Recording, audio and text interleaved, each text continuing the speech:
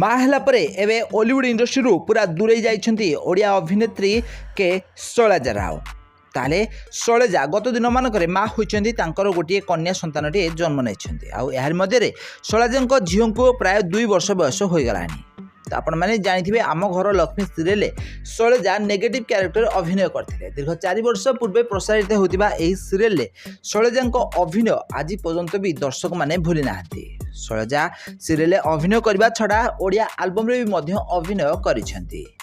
ତ ଗତ ଦିନମାନଙ୍କରେ ବାହାଘର ପରେ ଶୈଳଜା ରାଓ ଓଲିଉଡ୍ ଇଣ୍ଡଷ୍ଟ୍ରିକୁ ପୁରା ଛାଡ଼ି ଦେଇଛନ୍ତି।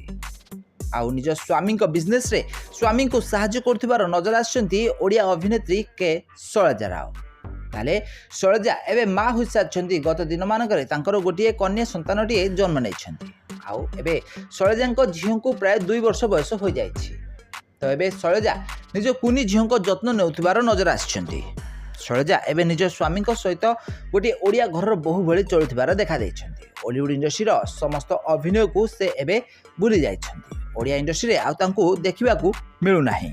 ଗତ ଦିନମାନଙ୍କରେ ଶୈଳଜା ସୁନ୍ଦର ଅଭିନୟ କରି ସାରା ଓଡ଼ିଶାର ଲୋକମାନଙ୍କ ମନକୁ ଜିତିବାରେ ସଫଳ ହୋଇପାରିଥିଲେ। ହେଲେ ଏବେ ସେ ଅଭିନୟ ଜଗତରୁ ସମ୍ପୂର୍ଣ୍ଣ ଭାବରେ ଦୂରେଇ ଯାଇଛନ୍ତି।